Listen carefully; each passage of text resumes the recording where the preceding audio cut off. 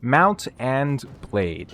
If you're in the PC gaming space, I'm willing to bet $0 that you have heard that title before, and furthermore, Mount and Blade 2 Bannerlord is probably something that has crossed your Steam page or your recommended feed at some point or another, especially considering that it was one of Steam's largest launches when it initially came out in 2022. We're going to be talking about Mount and Blade 2 Bannerlord here today. We're going to be talking about the highs, the lows, and finally summing everything up with a nice little SWAS meter, a nice little SWAS score at the end.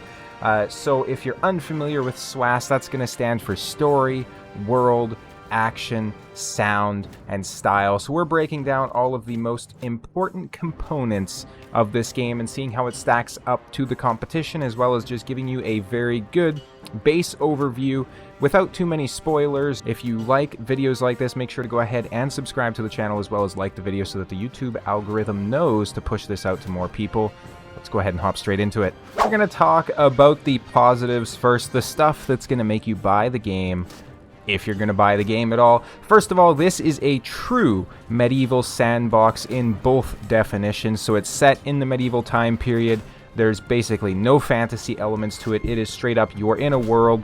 You are a soldier, you are a peasant, you can grind your way to the top, and it is very much a sandbox, allowing you to do whatever you want. You get to play your own way, and this is fantastic because it means that there's things like questing, right, that you can partake in. We'll talk about that a little bit further down the line, and there's so many other mechanics that players can interact with, like trading.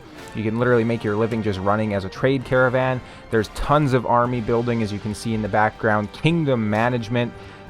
You can just be like a slaver if you want to. You can go out there and capture enemies. You can go and whack them on the head with a club and then either recruit them into your army, or more likely than not, you can actually just go and ransom them at the nearest tavern. There's something for every single kind of player inside this game, which is absolutely fantastic. And I would say that the freedom to shape your own fantasy or your own medieval gameplay is really one of the game's strongest features. Now, that moves us right into the next kind of point here, which is the music. Ladies and gentlemen, this is a monumental day because in my game reviews, I have never given a 10 out of 10 for a single category on the SWAS meter so far, but that changes. Ladies and gentlemen, the music in this game is an absolute 10 out of 10. It is actually the music. This is the soundtrack for the game that you're listening to in the background of the video as well, so I'm sure you can probably tell just what quality music this is. Now, the battle themes, the main menu, and the ambient tracks are all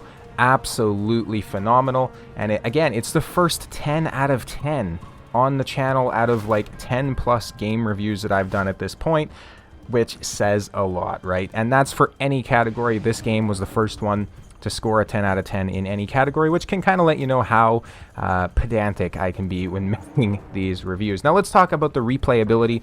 If you're buying a game that's $65 Canadian or like, you know, $10 American, because y'all got such a better dollar apparently, you want to know how much replayability there is, right? So Mount and Blade Bannerlord definitely has a kind of open-ended loop where each playthrough you make can stretch dozens, potentially even hundreds of hours to either fully conquer the world or complete all the quests that you're trying to do and those sorts of things, which is fantastic. And then you combine that with the different builds that you can really focus on. So you can technically max out every single skill, but it's going to take you a lot to grind for it because the skills will get to a certain point where they're kind of at their cap, and then it's just either really slow or not possible to level them up. So you need to level up more and then put points into the associated attribute points, right? This isn't really a tutorial, just, you know, kind of something I'm covering real quick. So you technically can max out everything, but good luck, right? So if you're going to want to experience all the different perk points and everything like that, it's going to come down to multiple playthroughs through the game to make it somewhat viable,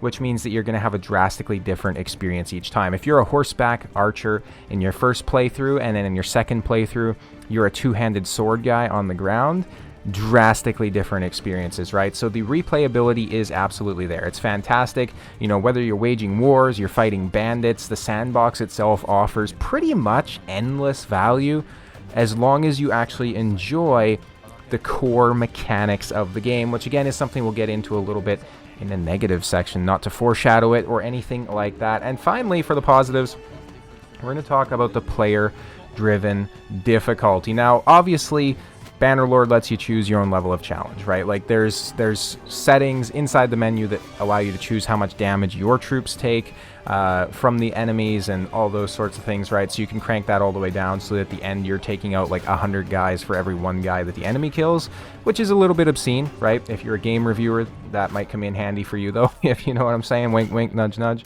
But there's more to it than that. So the AI can be very aggressive, which adds to the challenge, because Mount and Blade, especially Warband, the predecessor to this game, was kind of known for, you know, solo farming groups of bandits and those sorts of things, and that was kind of your early gameplay loop. That is very much existent in Bannerlord if you choose for it to be. So you can start off your game farming some Sea Raiders to get gear, farming mountain bandits, whatever it might be, right? You can solo it for a while, you can level up your skills, get money, all that sort of good stuff without needing to worry about the overhead of an army. But if you should choose, there's also the option to essentially branch off as soon as you can and formulate a kingdom, right? Now, if you look anywhere online, you'll see people talking about how you want to have a few million gold in your stash before you go and formulate a kingdom. And ladies and gentlemen, I formulated a kingdom for this playthrough, and I definitely agree with those people.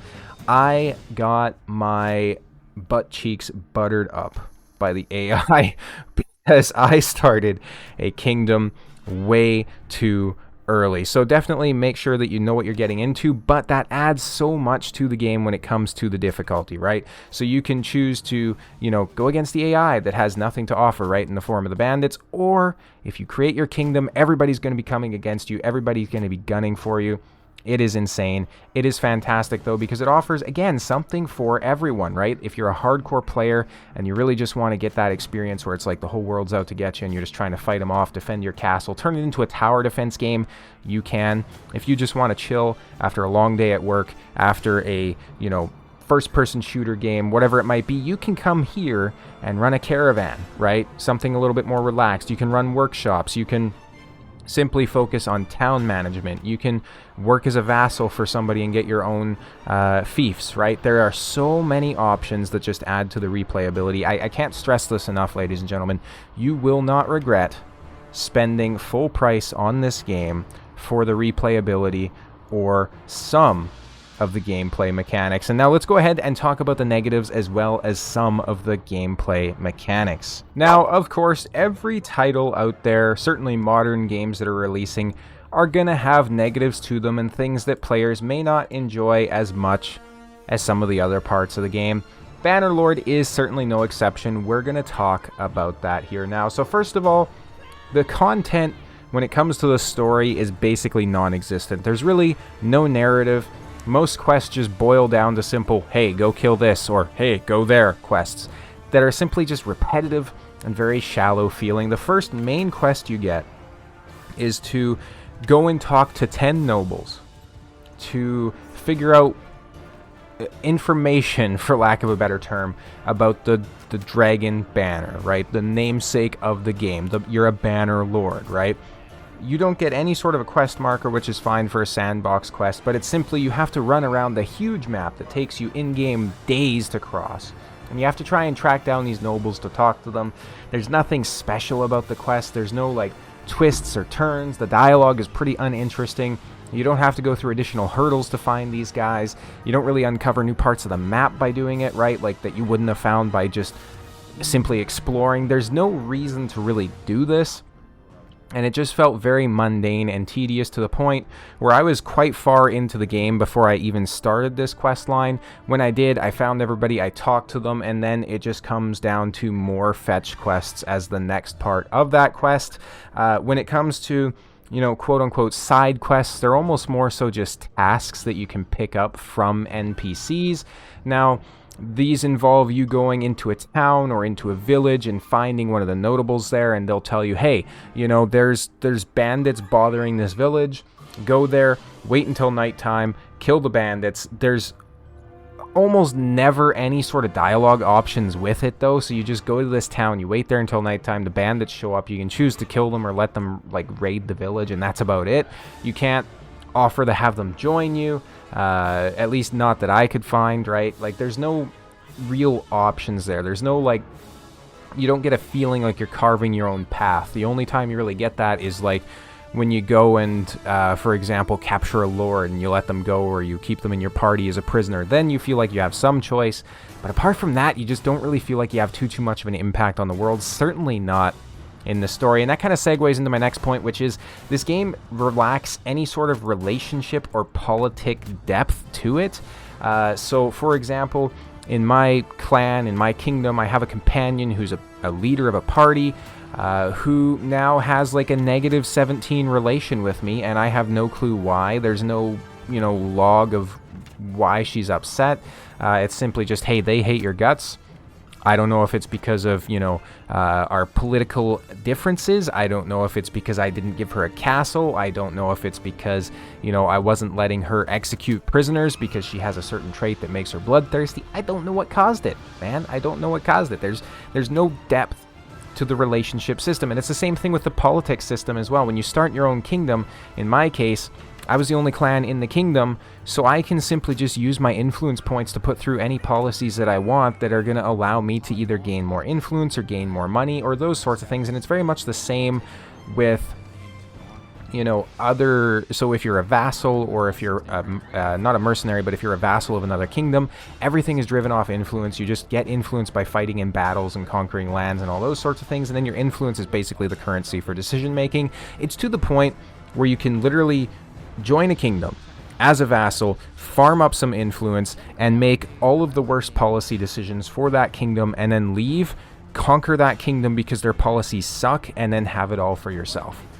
There's a massive problem there, which then segues into my point number 3 for the negatives, which this game definitely feels unfinished and unpolished despite its age. So Bannerlord was announced back in, I believe it was 2012. We were made aware that it was being developed, worked on, and we got trailers for it. It was in development for over 10 years, ladies and gentlemen, and now it's been on Steam for nearly 3 years, and it's to the point we are now getting DLC for the game, and the game is full priced at like $60. So the developers definitely think that it is a pretty good experience, but when the game first launched, it was in a basically unplayable state where the economy was completely broken. I remember there were websites that popped up where you could go and you had to actually figure out if different perks were working in the game or not, because like half of the perks that they introduced into the game at launch simply didn't do anything, and there was no way to know that, right? And it's something that has sort of been called out and has sort of been fixed, but the game still just doesn't quite feel done. It feels almost more like an early access title that came out after a couple of years in development, as opposed to something that was in development for over a decade and has now been released on Steam for over 3 years. And features across the board feel very, very shallow, right? It kind of falls victim to the same thing that happens with a lot of Bethesda games, where the mechanics and the gameplay tends to cast a wide net, cover a lot of mechanics, cover a lot of things, but there's not really much depth to it, right? It's a wide net being thrown into a tiny pond, so to speak. So there's a wide scope, but it's not very deep once you actually look into it. And we're going to talk about the tutorials and onboarding and just some of the systems here real quick, because new players are definitely left in the dark about some key mechanics, right? So the tutorials themselves are very poorly done, very minimalistic information. You have an in-game menu that you can open up that will allow you to look at like the kingdom relations and some base information about like how things work, but it's not in depth whatsoever. And it's not very well constructed. So for example, you'll go and look at like influence, and it tells you, well, influence is how you influence decisions in the world. Obviously being a little bit hyperbolic there, but it's almost to that level where things just aren't explained well. They kind of expect you to come into the game with a lot of knowledge about the game, even though they don't make the effort to actually tell you about the game. And a lot of trial and error is required to figure out even the most basic of systems. And now, that definitely is the thing that a lot of players want, right? So that may not be a negative for everyone. So this could be in the positives column for you if that's something you're into. But it is also just something to be aware of, that this game does nothing when it comes to hand-holding And it does very little in terms of giving you information you may need to progress, or very little when it comes to helping you through the game, right? It kind of just leaves you to your own devices, which again, for a lot of players, even myself, some days included, that's going to be a positive instead of a negative. That being said, I think it's about time to go ahead and wrap this up and talk about the final overall analysis of the game. Now, given that I just talked at you for 7 minutes and 35 seconds with all the negatives of the game, you may expect this rating to be pretty poor, but what I will say before I give you the actual numbers for each category, Mount & Blade 2 Bannerlord has 100% been worth the purchase at full price when I bought it at launch for me without any questions asked. I have sunk 125 hours into this game at the time of recording, and I don't regret a minute of it, and I'm going to continue to play it.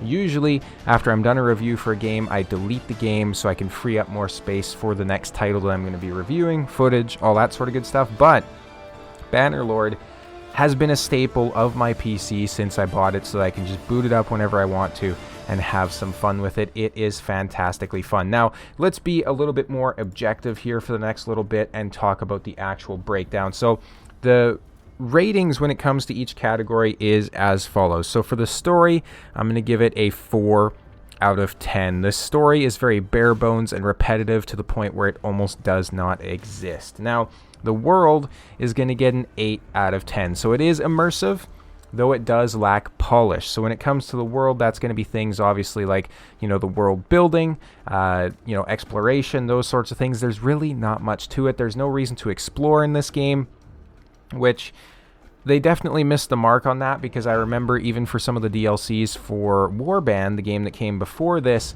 you would explore the world, and for example, there was a Viking DLC where you would explore and you'd find this bridge that was being guarded by a grizzled old Viking. He would have crazy stats, you could try and duel him, he'd kick your ass, you'd come back later and try again. Super cool things like that, and there's just not anything like that in Bannerlord at this point. It seems to have lost its soul, unfortunately. For the action, it is going to score a 7.5 out of 10. Much of the same things we talked about before. It is really fun. It's really enjoyable, but there are definitely a few marks that it misses in the game. And that, it is what it is. It's constantly being updated. That may change by the time you're seeing this. Sound is going to be a 10 out of 10. We talked about this. It's a great game when it comes to sound design. So this is obviously music, but it's also going to be things like, for example, the actual sounds when you're in combat, the sounds of weapons clanking off each other as you clash in battle, horses who are, neighing as they run or as they take damage, camels when they get shot in the head by somebody who's on horseback with a bow. I don't know anything about that, right? I don't know anything about that. It didn't happen. But the sound design in this game is absolutely fantastic. And finally, the style is going to be a 9 out of 10 as well. So it's a very distinct, gritty medieval atmosphere. And I will clarify on that a little bit. It's distinct to this franchise. So if you were to look at this map, if you were to look at this game versus, for example, the original Mount & Blade or even Warband, you probably wouldn't be able to tell the three apart unless you could see the graphics. Like if they were all in the same engine, same visually, if they were visually the same, you would not be able to tell the three games apart, which is not necessarily an issue because it's a newer, more polished, prettier looking version of what we already knew and loved, which in a lot of cases is a win. But that being said, that brings the overall rating to a 7.7 out of 10, a 77%, ladies and gentlemen. This is definitely lower than I was expecting when I was initially making the review for the sound and those sorts of things. But at the end of the day, regardless how much I love this game, how much I love this franchise, I do still have to be pedantic with it, and I do have to be objective when I'm rating it inside these categories, and this is what felt right. So I would definitely recommend picking it up if it goes on a decent sale, or if you have a friend who's buying it for your birthday or something like that. You're definitely going to enjoy it, but I would not go out of your way to purchase it at full price unless you've played the previous games, you love those games, and you'll know that you'll like this one, in which case I would still recommend just holding on, save your money, keep playing Warband, keep playing the original one, wait for this to go on sale, and then pick it up, and you will not be disappointed. That being said, thank you guys all so much for watching to the end. I'll see you next time.